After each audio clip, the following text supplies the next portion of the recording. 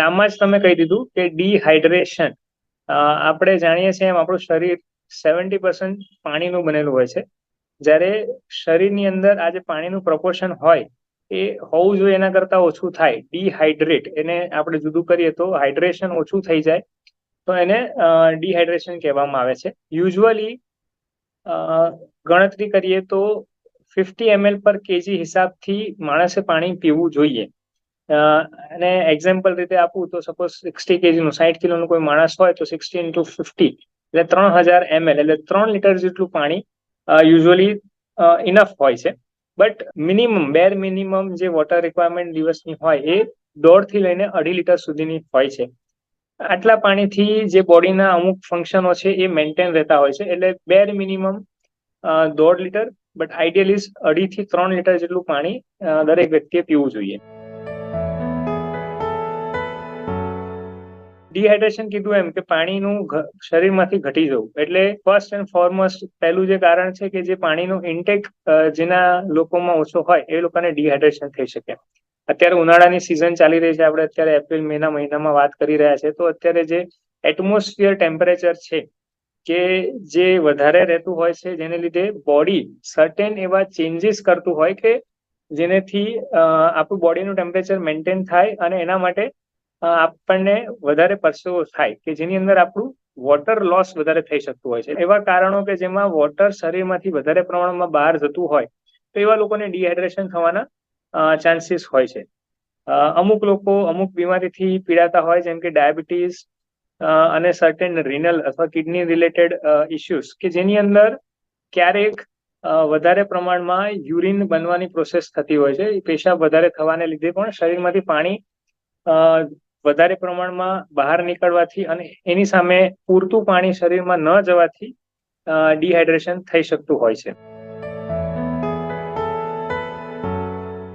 ડિહાઇડ્રેશનના various stages હોય છે કે જ્યારે વ્યક્તિ ડિહાઇડ્રેટ થવાની શરૂઆત થાય તો બટ નેચરલ છે કે એમને પોતાને ફીલ થશે કે મારા શરીરમાંથી વોટર લોસ થઈ રહ્યો છે ઇન ધ ફોર્મ ક્યાં તો એમને પરસેવો વધારે થાય અથવા એમને યુરિનેશન વધારે થઈ રહ્યું હોય. ક્યારેક ક્યારેક ઉનાળામાં ઝાડા ઉલટીના કેસો પણ વધતા હોય છે. તો કોઈક વ્યક્તિને ઝાડા થયા હોય ને એમાં વધારે પડતા પાણી જતું રહ્યું હોય તો આવા બધા સિમ્ટમ્સ પરથી અનુમાન લગાવી શકાય કે આગળ જઈને આ વ્યક્તિને ડિહાઇડ્રેશન થશે. ડિહાઇડ્રેશન થતા બોડીમાં સર્ટેન મિકેનિઝમ્સ કામ કરતી હોય છે કે જેને લીધે વ્યક્તિને પાણીની તરસ વધતી હોય છે.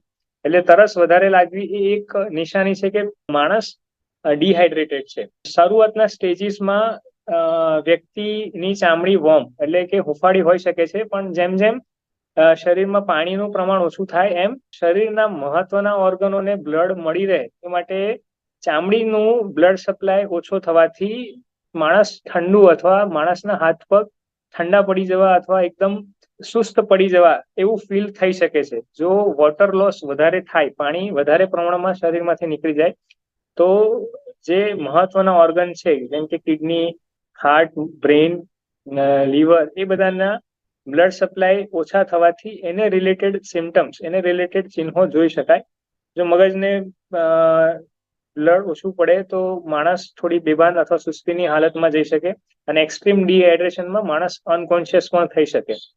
કિડનીમાં ઓછા પ્રમાણમાં બ્લડ જવાથી યુરિન બનવાની પ્રોસેસ સ્લો થાય છે અને યુરિન પ્રોડ્યુસ થવાની પ્રોસેસ પણ ક્યારેક ધીમી થઈ જતી હોય છે. પેશન્ટનું અથવા જે વ્યક્તિ હોય એનું બીપી ઓછો થવાના ચાન્સીસ, ચક્કર આવીને પડી જવું અને આને રિલેટેડ બીજા સિમ્ટમ્સ જોઈ શકવામાં આવે છે જ્યારે માણસ ડિહાઇડ્રેટેડ હોય છે. જો સારવારની વાત હોય હોસ્પિટલમાં તો એવા કેસીસમાં લોકોને અમે બહારથી હાઇડ્રેશન, પાણીના બાટલા ચડાવીને અમે એમને હાઇડ્રેટ કરતા હોય છે. પણ જો આપણે આ કોમન વ્યક્તિ માટે વાત કરીએ તો હાઇડ્રેશનની ટ્રીટમેન્ટ ઇઝ શરીરમાંથી પાણીનું પ્રમાણ ઓછું થયું છે તો એને પાણીના પ્રમાણને વધારો. તમે કોઈક ને કોઈક ફોર્મમાં, કોઈક ને કોઈક રૂપમાં પ્રવાહી વસ્તુનો ઇન્ટેક વધારે રાખો. પાણી છે, નારિયેલ પાણી છે, જ્યુસીસ છે, છાશ છે, ચા, દૂધ, કોફી, લિક્વિડ કોઈ પણ વસ્તુઓ તમે થોડા થોડા ટાઈમ પર લઈ શકો અને બોડીનું, શરીરનું પાણીનું લેવલ તમે મેન્ટેન કરી શકો તો તમે ડિહાઇડ્રેશનથી બચી શકો છો. સપોઝ ઉનાળાના ટાઈમમાં પેશન્ટને કોઈ માંદગી આવે, ડાયરિયા થાય અને એમને આવા ડિહાઇડ્રેશનના કોઈ પણ લક્ષણો જોવા મળે અને ઘરગથ્થુ ઉપાય અથવા ઘરે પાણી વધારે પીને પ્રવાહીનો ઇન્ટેક વધારીને પણ પેશન્ટને તકલીફ દૂર ન થતી હોય અથવા વ્યક્તિ અથવા એ જે દર્દી હોય એની ઉંમર બહુ જ યંગ હોય, જેમ કે એડોલેસન્ટ બાળકો, 15-16 વર્ષથી નીચેના બાળકો અથવા યુવાનો, મોટી મની વ્યક્તિ કે જેમને કોઈક બીજી ઓલરેડી બીમારીઓ છે, પેશન્ટને દર્દીને અથવા વ્યક્તિને hypertension, high blood pressure, diabetes, thyroid અથવા હાર્ટ રિલેટેડ કોઈ ઇસ્યુઝ છે અને એમને જોડે ડિહાઇડ્રેશન થયું છે, તો એવા વ્યક્તિઓએ હોસ્પિટલ અથવા ડોક્ટરને જરૂર બતાવવું જોઈએ. અને મોટી ઉંમરના વ્યક્તિઓ, 60-65 થી ઉપરની વ્યક્તિઓ કે જેમને અમુક વખત ડિહાઇડ્રેશનના લક્ષણો એટલા ઝડપથી બહાર નથી પકડાતા, તો એવા વ્યક્તિઓને જો ડિહાઇડ્રેશન થવા માટેના કોઈ પરિબળો હોય તો એવા વ્યક્તિઓએ હોસ્પિટલ કે ડોક્ટરનો સંપર્ક તરત કરવો જોઈએ. કોઈ પણ જાતની પ્રવાહી વસ્તુઓ તમે લઈ શકો છો કે જે બોડીનું પાણીનું કન્ટેન્ટ અથવા પાણીની માત્રાને જાળવી શકે, જેમાં સિમ્પલ પાણી એ બેસ્ટ છે. એક કોમન લોજિક છે કે જો માણસ 24માંથી 8 કલાક ઊંઘતો હોય અને 16 કલાક જાગે તો દર કલાકે 1 ગ્લાસ પાણી પીએ તો અરાઉન્ડ 1 ગ્લાસને આપણે 200 ml ગણીએ તો 16 દુની 3200 એટલે 3 લીટરની આસપાસ માણસનો ફ્લુઇડ ઇન્ટેક અથવા વોટર ઇન્ટેક થઈ શકે કે જે મિનિમમ રિક્વાયરમેન્ટને મેચ કરે છે.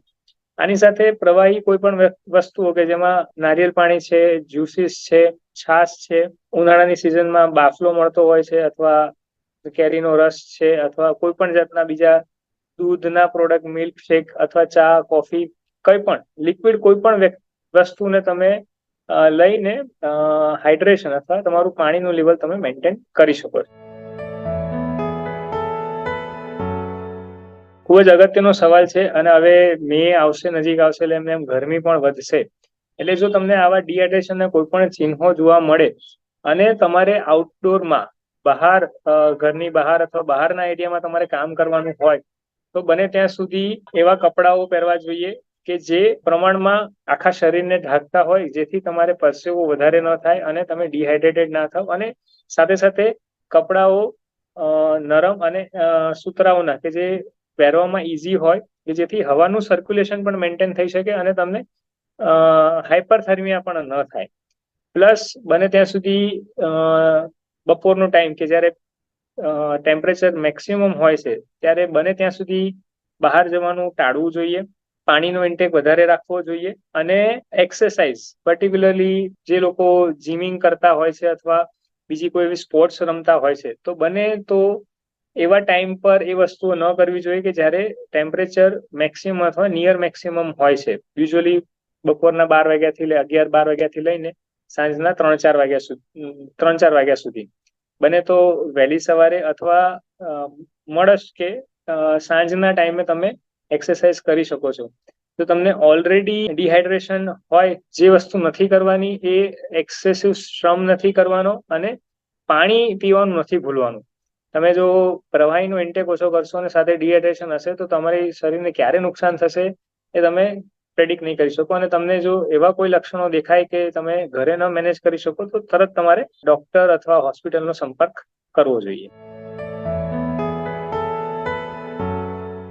હમણાં જ વાત કરી એ રીતે કે અમુક વસ્તુઓ અવોઇડ કરીને અને જે પાણીનો ઇન્ટેક છે, વોટર ઇન્ટેક છે, એને મેન્ટેન કરીને you can prevent the dehydration.